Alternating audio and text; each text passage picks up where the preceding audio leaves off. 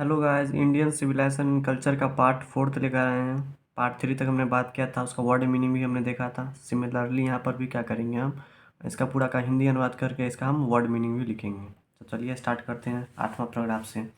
गांधी जी क्या बोलते हैं, दिस सॉ मतलब गांधी जी ने देखा है। क्या देखा है मतलब उन्होंने बताया है कि that kings and their swords, कि राजाएं और उनकी तलवारें, मतलब राजा के पास जो तलवार होता है तो वही बोला गया है।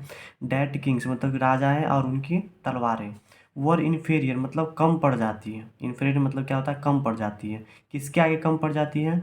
To the swords of ethics, मतलब नीति की तलवार के आगे। स्वॉर्ड्स मतलब होता है तलवार, इथिक्स मतलब क्या होता है, नीति या शिक्षा। शिक्षा या नीति की तलवार के आगे क्या होती है, राजा की तलवार भी क्या पड़ जाती है, कम पड़ जाती है। ऐसा गांधी जी बोलते हैं। एंड दे, देयरफॉर इसलिए, देयरफॉर मतलब इसलिए वे मतलब इसलिए वे मतलब कि राजाएं, राजा के बारे में बोल रहा है कि इसलिए वे क्या करते हैं। तो चलिए देखते हैं। Held the sovereigns of the earth to be inferior to the rishis and the fakirs. इसका मतलब क्या होता है, हेल्ड मतलब होता है थामे हुआ। द सोवरेन्स मतलब क्या होता है, सर्वोच्च सत्ता। किस, कहाँ का सर्वोच्च सत्ता? ऑफ द अर्थ मतलब पृथ्वी पर का जो सर्वोच्च सत्ता जो थामे हुआ है। पृथ्वी पर का जो सर्वोच्च सत्ता कौन थामे हुआ रहता है? राजा। हमको जब पता है कि राजा के पास क्या होता है, सर्वोच्च सत्ता, सर्वोच्च अधिकार होता है। तो वहीं पे यहाँ पे बोला गया कि राजा के पास जो पृथ्वी पर का जो सर्वोच्च सत्ता जो थामे हुआ रहता है, टू बी इन्फीरियर वो भी कम पड़ जाती है। किसके आगे कम पड़ जाती है? To the rishis and the fakir, जो बुद्धिजीवी जो होते हैं, जो शिक्षा ज़्यादा ग्रहण किए होते हुए रहते हैं, जैसे अगर ऋषिज और फकीर्स, उसके पास जो होता है बहुत ज़्यादा नॉलेज होता है, ठीक है। उसके आगे क्या होती है, राजा की तलवारें कम पड़ जाती हैं, सर्वोच्च सत्ता भी क्या पड़ जाती है, कम पड़ जाती है, ठीक है। आगे क्या बात करते हैं। और नेशन, एक जो राष्ट्रीय होता है, विथ कॉन्स्टिट्यूशंस लाइक दिस, एक राष्ट्रीय का जो संविधान होता है इसी तरह का होना चाहिए जैसे भारत का संविधान है। और नेशन मतलब एक राष्ट्रीय का, विथ कॉन्स्टिट्यूशन लाइक दिस, संविधान होना चाहिए इसी तरह का, लाइक दिस मतलब इसी तरह का, ठीक है। Is fitter to reach other, is fitter to reach other, teach other, teach other, ठीक है। तो शिक्षा का शिक्षित करने के लिए, दूसरे को शिक्षित करने के लिए फिट है।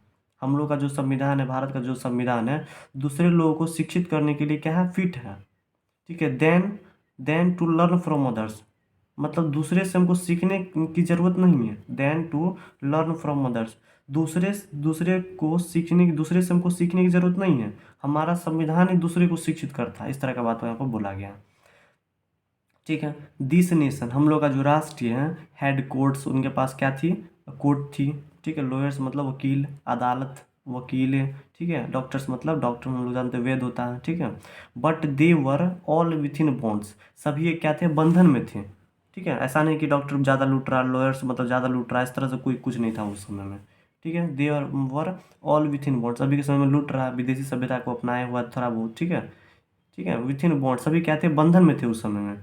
एवरीबडी न्यू, सभी जानते थे, that these professions were not particularly superior. Superior मतलब क्या था, सर्वोच्च, मतलब सबसे ऊपर। पर्टिकुलरली मतलब खास तौर पे, मतलब खास तौर पे सर्वोच्च उच्च पद वाले पेशा नहीं था उस समय में। हम लोग जानते थे डॉक्टर है, लॉयर है, वकील है, ठीक है। हाँ, है तो है, सबके पास कुछ पेशा है, लेकिन उतना बढ़ा चढ़ा के नहीं पहले बोला जाता था, ठीक है। प्रोफेशन है तो है, कोई खास प्रोफेशन उस समय में हो तब तवज्जो नहीं दी जाती थी उन सभी को। मोर एवर मतलब हालांकि, these vakils and vaids did not rob people, rob मतलब होता है लूटना लोगों को, मतलब जो उस समय का जो बात है, मोर ओवर मतलब होता है हालांकि। दीज वकील, यह जो वकील था, ठीक है, लॉयर्स जो थे, एंड वेट्स मतलब जो डॉक्टर थे, डिड नॉट रॉब पीपुल, लोगों को लूटते नहीं थे। अभी का वकीला जो लॉयर होता है, लोगों को क्या करता है, लूटता है, ठीक है। They were considered people's dependent, उन लोग क्या था, पूर्णतः रूप से किस पर डिपेंड था, लोगों पर डिपेंड था। अभी के ज़माना में हम लोग जो होते हैं वो डिपेंड रहते हैं वकील पर, डॉक्टर पर, लेकिन उस समय वो ऐसा नहीं था। उस समय डॉक्टर वकील ही हम लोगों पर डिपेंड रहते थे, ऐसा बोलते हैं Gandhi ji. They were considered people's dependent, people लोगों पर डिपेंड रहते थे। नॉट देयर मास्टर्स, मतलब वे जो थे उन लोगों के मास्टर नहीं थे, मतलब जो बोला जाता है, बोला गया है यहाँ पे कि लोग पर डिपेंड रहते थे पहले के वकील डॉक्टर, ठीक है। वकील और जो डॉक्टर थे वो जनता के मालिक नहीं थे, जनता उनका मालिक था, इस तरह से बोला गया। जस्टिस वो टॉलरेटेड फेयर, उस समय क्या था, न्याय जो था वो क्या था, उचित न्याय मिलता था लोगों को। The ordinary rule was to avoid courts, लेकिन जैसा हम लोग साधारण रूल का पालन करने वाले जो लोग थे, खेत में हल चलाने वाले जो लोग थे, ठीक है, हम लोग क्या करते थे, कोर्ट सबको अवॉइड करके चलते थे। क्या करते थे हम लोग, कोर्ट को अवॉइड करके चलते थे। हम लोग जो गांव में जो मतलब जो होता था फैसला गांव में हम लोग सुना देते थे, इस तरह का पहले भावना था।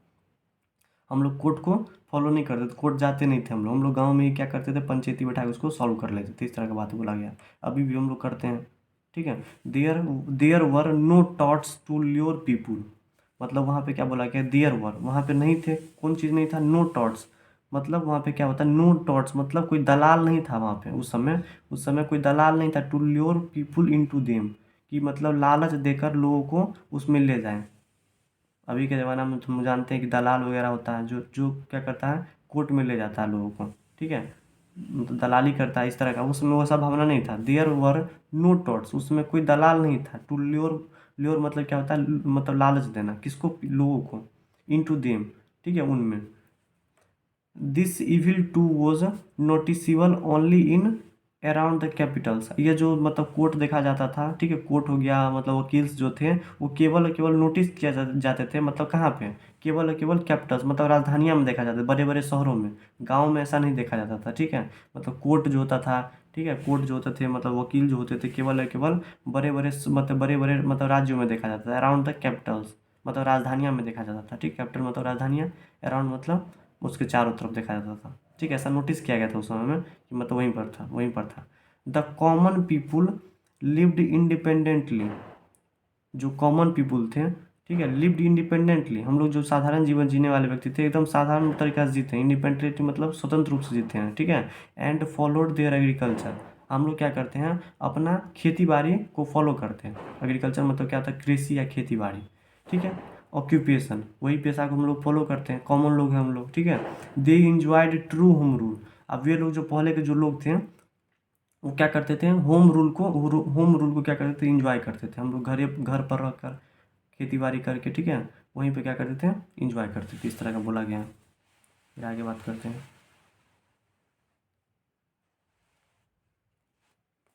नम्बर पैराग्राफ से, तो चलिए बात करते हैं। The Indian civilisation as described by me, जैसा बोला गया गांधी जी के द्वारा कि जो भारतीय सभ्यता है वो मेरे द्वारा डिस्क्राइब किया गया, गांधी जी के द्वारा या ऐसे लिखा गया है, मेरे द्वारा क्या किया गया, डिस्क्राइब किया गया है। Has been so described by it votaries, मतलब वोटरीज मतलब जो होता है, जो वोट देने योग्य जो आदमी होता है उनके द्वारा भी यही बात बोला जाता है, जैसा जैसा कि गांधी जी ने बोला है यहाँ पे, ठीक है। जो इंडियन सिविलाइजेशन कल्चर के बारे में यहाँ पे गांधी जी ने बोला है, यहाँ का वोटर भी जो होता है, वोटर भी यही बात बोलते हैं, यहाँ के जो पूर्वज जो थे वो भी यही बात बोलते हैं, यही सभ्यता के बारे में वो भी क्या करते हैं, नॉलेज बताते हैं।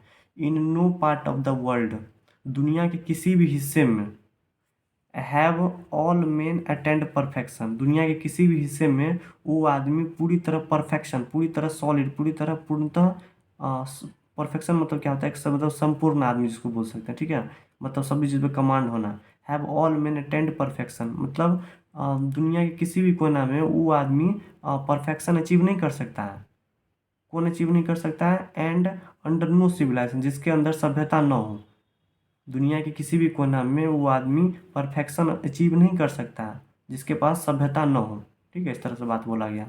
The tendency of Indian civilisation is to elevate the moral being, जो प्रवृत्ति है, टेंडेंसी मतलब क्या होता है, प्रवृत्ति, ठीक है, ऑफ इंडियन सिविलाइजेशन, भारतीय सभ्यता की जो प्रवृत्ति है किसको बढ़ावा देना है, मोरल बीइंग को, नैतिकता को बढ़ावा देना है, ठीक है। धन दौलत को नहीं, ऐशो आराम को बढ़ावा देना नहीं, हम लोग अपने कर्तव्य पे विश्वास रखते हैं, इस तरह का बात बोला गया है यहाँ पे। डेट ऑफ वेस्टर्न सिविलाइजेशन, जबकि वेस्टर्न सिविलाइजेशन जो होता है इज टू प्रोपिगेट इमोरलिटी, वो लोग क्या करते हैं, इमोरलिटी मतलब अनैतिकता को बढ़ावा देते हैं, प्रोपिगेट मतलब बहने की दिशा, मतलब अनिकता को अनैतिकता को क्या करते हैं, बढ़ावा देते हैं, ठीक है। वो लोग क्या करते हैं, अनैतिकता मतलब कहीं ना कहीं जो होता है धन दौलत के पीछे भागने वाला बात बोलता है यहाँ पे, ठीक है। द लेटर इज गॉडलेस, अगर अगर जो वेस्टर्न सिविलाइजेशन है इसी तरह अगर इमोरलिटी की अगर पीछे भागेगी वो, तो क्या हो जाएगी, एक दिन गॉडलेस क्या हो जाएगी, गॉड से लेस हो जाएगी, मतलब ईश्वर विहीन हो जाएगी बाद में। The former is based on a the former is based on मतलब जो हम लोग के पूर्वज थे वो किस पर आधारित थे, हम लोग के पूर्वज का बात कर रहा है, ठीक है। तो चलिए आगे बात करते हैं।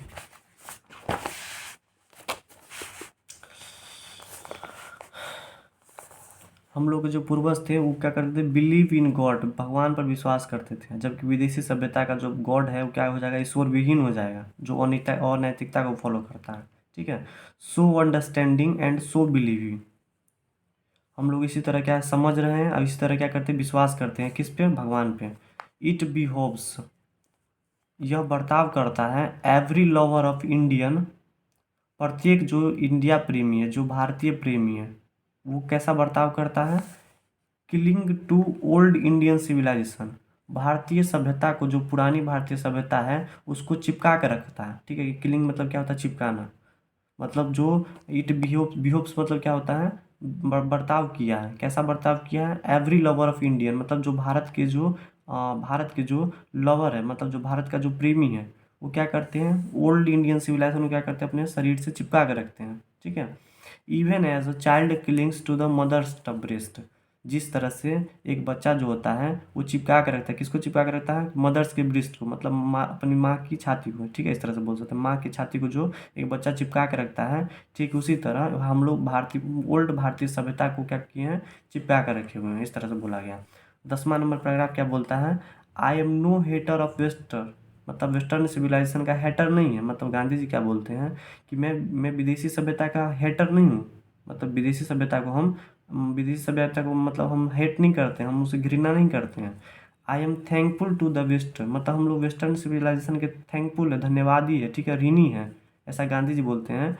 क्यों ऋणी है तो इसके बारे में हम आगे बात करेंगे। फॉर मैनी अ थिंग, मतलब बहुत ज़्यादा हम ऋणी हैं। ठीक है, I have learned from western literature, क्योंकि हमने वेस्टर्न सिविलाइजेशन से हमने क्या किया, लिटरेचर मतलब साहित्य सीखा है। साहित्य मतलब इंग्लिश जो लैंग्वेज आया है, किस आया है, वेस्टर्न सिविलाइजेशन से ही हमको मिला।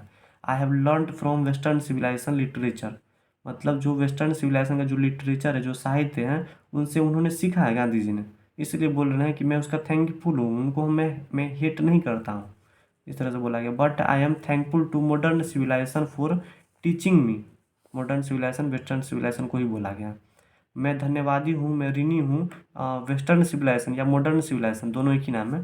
ठीक है, फॉर टीचिंग मी, उन्होंने हमको शिक्षित किया है। That if I want India to rise to the its fullest highest, जो इंडिया को जो उन्होंने फॉर टीचिंग मी, उन्होंने शिक्षा दिया है। That if I want India to rise to its fullest highest, जो ने हमने इंडिया को जो पूर्णतः ऊंचाई जो प्रदान किया है, वो किसी न किसी हम कहीं ना कहीं किसी न किसी तरह से हम विदेशी सभ्यता से कुछ सीख मिलने के बाद ही यह मिला है हमको।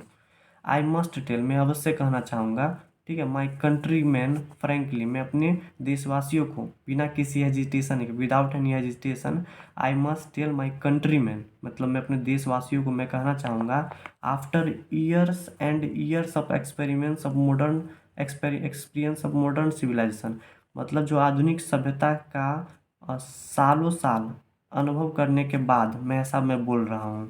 गांधी जी बोलते हैं, आई have learn one lesson from it, मैंने एक पाठ उनसे सीखा है।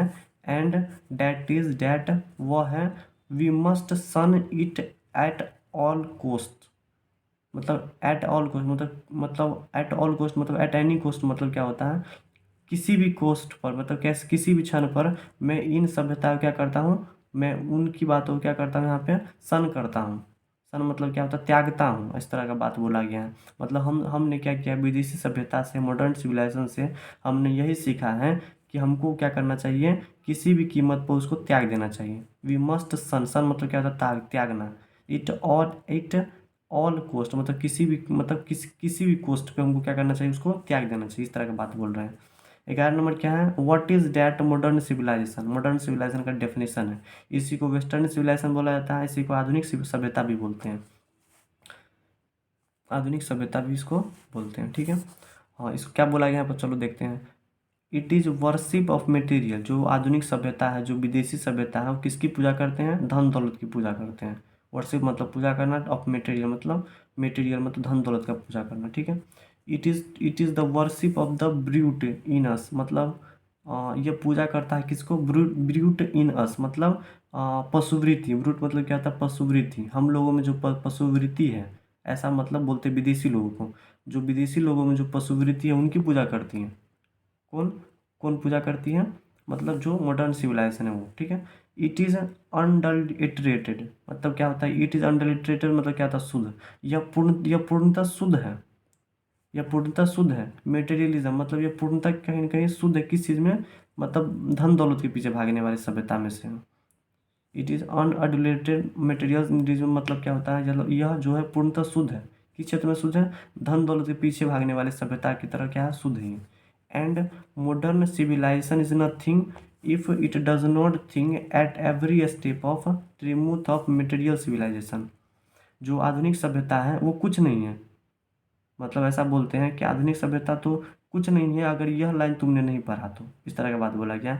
मॉडर्न जो सिविलाइजेशन है वो कुछ नहीं है अगर ये लाइन तुमने नहीं पढ़ा तो। Modern civilisation is nothing if it does not think about. अगर तुम ऐसा नहीं जानते हो तो मॉडर्न सिविलाइजेशन कुछ नहीं है। इस तरह का बात बोलते हैं कि मॉडर्न सिविलाइजेशन तो बहुत कुछ बोलता है यहाँ पे।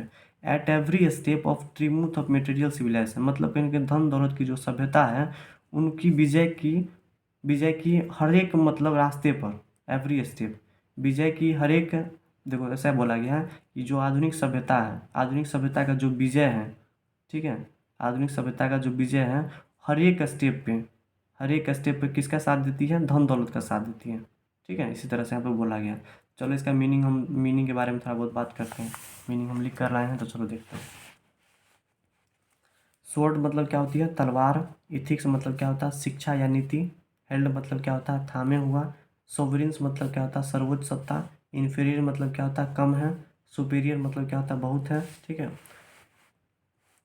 कॉन्स्टिट्यूशन मतलब क्या होता है? संविधान। बॉन्ड मतलब क्या होता है? बंधन। मोर ओवर मतलब क्या होता है? हालांकि। टॉट्स मतलब क्या होता है? दलाल। ल्योर मतलब क्या होता है? लालच देता है। ठीक है। एग्रीकल्चर मतलब क्या होता है? कृषि या खेती बाड़ी। वोटरीज मतलब क्या होता है? वोट देने योग्य आदमी।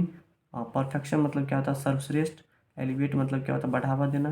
प्रोपिगेट मतलब क्या होता है? दिशा दिखाना। बिहेव्स मतलब क्या होता है? बर्ताव किया। किलिंग मतलब क्या होता है? किलिंग मतलब क्या होता है? चिपकाना। सन मतलब क्या होता है? त्याग देना। अनएडुलेटेड मतलब क्या होता है? शुद्ध। ठीक है। और त्रिम्यूथ ऑफ मटेरियल सिविलाइजेशन मतलब क्या होता है? धन दौलत की विजय। तो चलो आज इतना ही रहने देते हैं, फिर अगली क्लास में हम बात करेंगे।